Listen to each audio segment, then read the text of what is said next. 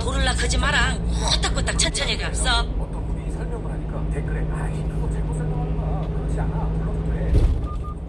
아니 아니야 그러면 안 돼. 그게 자리가 아니라고 돼 있으니까 그냥 기다리면 돼. 정말 댓글에 무슨 말이 있어요.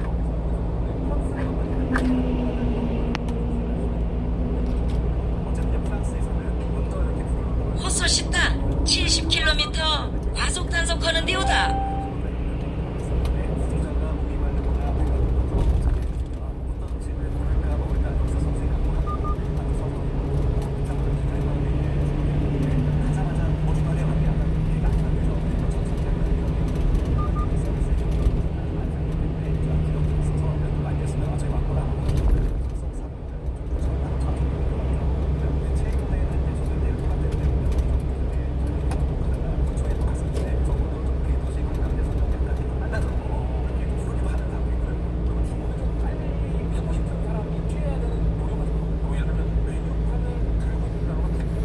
나는 지금 주문할 준비가 돼 있습니다. 라고 내가 무슨 뜻이 할수 있는 거. 주문할 때는 식당을 성별에서 들어가시면 그러니까 이제 정통 레스토랑 가면 한참 걸려요. 무조건 한참 걸리니까 생각에도 많이 들었습니다만 뭐 카페나 비스트로나 간단히 먹고 싶은 데서 들어가면 어차피 좀 빨리 써봤어야 됩니다. 근데 딱 봐도 야 여기는 정통 레스토랑 그리고 거기는 명수가 빨리 할 생각을 만들고 레스토랑을 레벨했다는 거 자기가 있는데 그렇게 올려봤을 것처럼 그게 아닌데 진짜 잠시 후 야생동물 출몰 주의 구간입니다.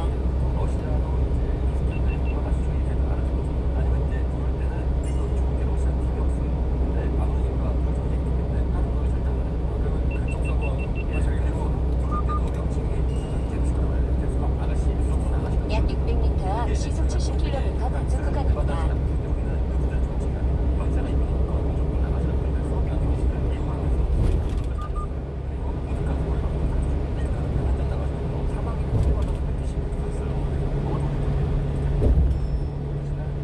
500m 앞 70km 도rum박질하는 차들 단속하는 데는 돌을 낚지 마라. 꼬딱꼬딱 천천히 갔어.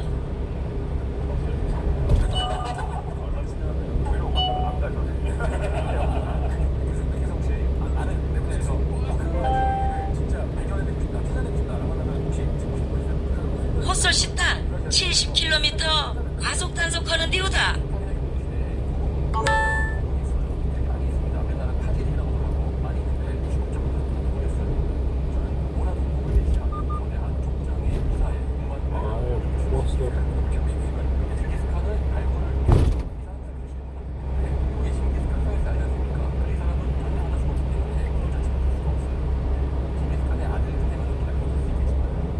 돌다가 죽을 뻔했어.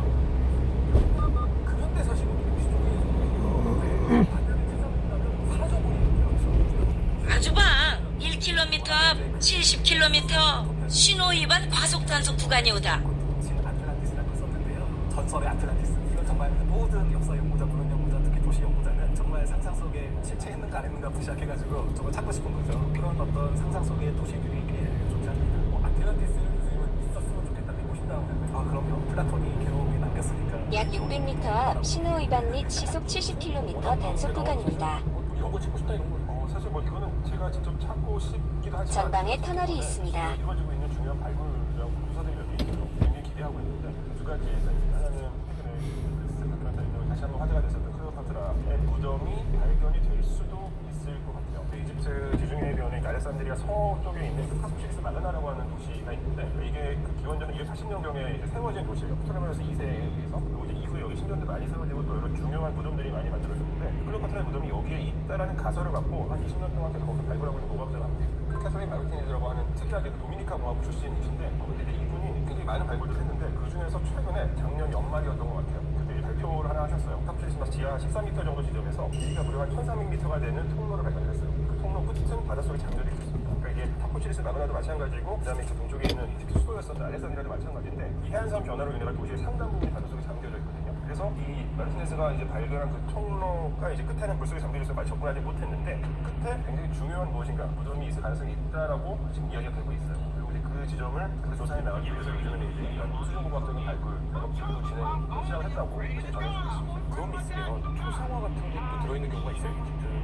이집트 무덤에는 초상화라고 부를 수 있는 것은 없지만 만약에 시신이 남겨져 있다면 그 상태로라면 도굴되지 않았을 가능성이 매우 크죠.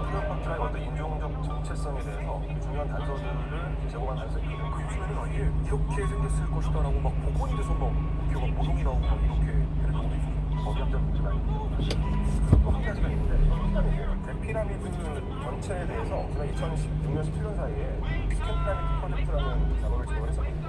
우주 인터뷰원을 사용해서 대피라미드에 대해서 엑스레이를 찍은 작업인데 그때 나온 어떤 결과 중에 하나가 피라미드 내부의 대회랑이라고 하는 공간 상단부에 길이 30m 정도 되는 인공적으로 인역 1km 앞 30km 신호 위반 과속 단속 구간이 오다. 나는 판단이 내려졌어요. 17년에. 그러다가 이제 5일 초에 2023년 3월로 제가 기억하는데 대회랑 상단부는 아직 조사를 못했고 입구 쪽에 있는 통로 내부로 대수용 카메라를 넣어봤습니다. 실제로 그 스캔을 했었던 것과 거의 같은 모습에 공간이 확인됐죠. 그러니까 이제 지난 피라미드가 세워진 이래로 한 3,600년 만에 처음으로 발견이 됐습니다. 어떤 바이러스가 일반적으로 어떤 바이러스가 가능성도 있죠. 과거에 그런 바이러스라는 건 팬데미아가 있을 가능성이 있죠. 뭔가 이제 예를 들어서 유기물이 헛솔 솔솔 갑서 옆대래도 베리고 커머 봄에 차들이 투렁청하게 콕 박아보는 데 주말씀.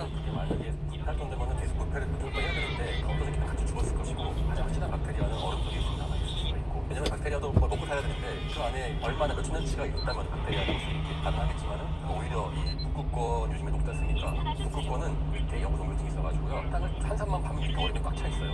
여름에도 풀만 나 있는데 그러면 사람을 묻다가 반만 묻어요. 그래서 그 위에 돌로 덮어놓거든요. 약간 짐승이 묻어놓게. 그러면 이제 얼굴들이 거의 보일락 말락하는 무덤들이 있는 거죠. 요즘에 그게 다 얼음이 높잖아요. 그러면은 들짐승들이 여우 같은 게 가끔 뜯어먹기도 해요. 풀록들도 또 먹지 않습니까? 그러면서 이제 사람한테 올 수가 있다. 한적병 아니면 혈액 가끔씩 피하는 이야기하면 저도 물론 재밌긴 한데 더 큰 저주가 지금 북극해에 기다리고 있거든요. 저도 빅텐에서 볼 때 그쪽에 땡타니까 거기에 얼음을 넣고 사람들이 절대 먹으면 안 된다. 대회하고 있습니다.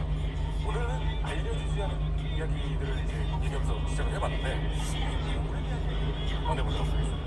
이야기를 이야기할 때 빼놓을 수 없는 게 엘도라도, 애니메이션 할 것 없이 책 많이 나왔습니다. 엘도라도는 사실은 지금 여기서는 우리 민영 교수님한테 가장 근접한 얘기죠. 왜냐하면 도시라고 알고 있잖아요. 황금으로 뒤덮인 도시. 그 도시도 실존 한다는 분들 생각하는 사람도 있죠. 아틀란티스처럼 플라톤이 뭔가 기록이 남긴 건데 사람들이 계속 자동차는 것처럼 엘도라도에 대한 기록도 있긴 있습니다. 15세기 후반기에 프로스칼이 아프리카를 건너서 인도 항로를 개척할 때 약간 후발주였던 스페인의 바다 건너서 가보자고 이제 대장을 건너가잖아요. 애초에 대항해 유럽인들이 이렇게 항해를 나섰던 이유가 아시아도 빨리 와가지고 값 비싼 향신료라든지 미나리라든지 막 값 비싼 거 실어가가지고 유럽에서 떼돈벌려 갖고 있는데 수출로 먹고 근데 중간에 가보니 이런 상상했던 그런 아시아의 막 잘 발달된 상업 무역이 전혀 아니고 황량했잖아요. 유럽인들이 갔을 때 오늘날의 멕시코 지역에서는 아즈텍 문명들이 존재하고 있었고 그다음에 오늘날에 이제 페루와 칠레 이 지역에는 이제 잉카가 존재하고 있었습니다. 마야는 이미 거의 해체돼서 아즈텍이 흡수된 상황이었고요. 근데 이제 이 아즈텍이라든지 잉카 쪽에 오래된 어떤 도시를 가보니 사실 유럽보다 도시 규모가 더 월등히 컸고 아주 잘 정비되어 있었어요. 도시 어떤 설비들도, 또 인프라 막 이런 것들도. 그리고 상당히 금이 많이 있었습니다, 실제로. 그래서 이제 애초에 목표였던 무역은 포기하고 금을 차지하자. 본격적으로 이제 약탈을 하기 시작하고 바로 아즈텍이 몰락하고 망하고 잉카도 망하고 그 다음에 이제 중남미의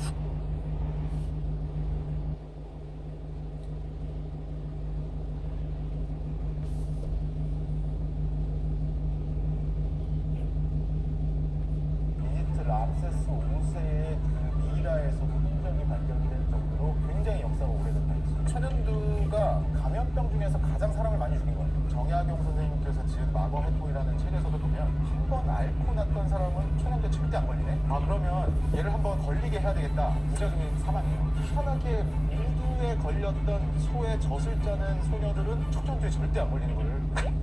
네, 안녕하세요. 서울대학교 수의과대학에서 바이러스를 연구하고 있는 송대섭입니다. 바이러스가 매년 바뀌니까 그렇습니다. 정확하게 정답을 말씀드리면 바이러스가 매년 바뀌는데 바뀌는 게 우리가 보통 생각하는 그냥 돌연변이의 수준이라기보다는 이 인플루엔자 바이러스는 재조합이라는 게 굉장히 잘 일어나요. 바이러스들끼리 서로 조립이 되는 거예요. 그래서 워낙 다양한 인플루엔자 바이러스들이 많이 있고 이런 재조합이 잘 일어나다 보니까 인플루엔자 바이러스는 굉장히 매년 유행 양상이 바뀝니다. 그래서 백신을 매년 맞지 않으면 작년에 맞았던 바이러스에 대한 면역이 올해 새로 유행하는 바이러스에 대해서 면역이 잘 안 생겨요. 그래서 매년 맞을 수밖에 없다. 인플루엔자 바이러스의 돌연변이가 특히나 다른 바이러스보다 굉장히 빈번하기 때문에 그래서 이제 우리 과학기술로 이것을 어떻게 하면 극복해볼까 하고 최근 들어서는 이제 범용 백신이라는 것에 대한 것이 활발하게 연구가 되고 있고 임상 지금 3상까지도 가 있는 그런 백신들이 있습니다. 그래서 제가 감히 뭐 말씀을 드리자면 한 10년 안에는 매년 안 맞아도 되는 6년에 한 번, 10년에 한 번만 맞아도 되는 인플루엔자 백신이 나오지 않는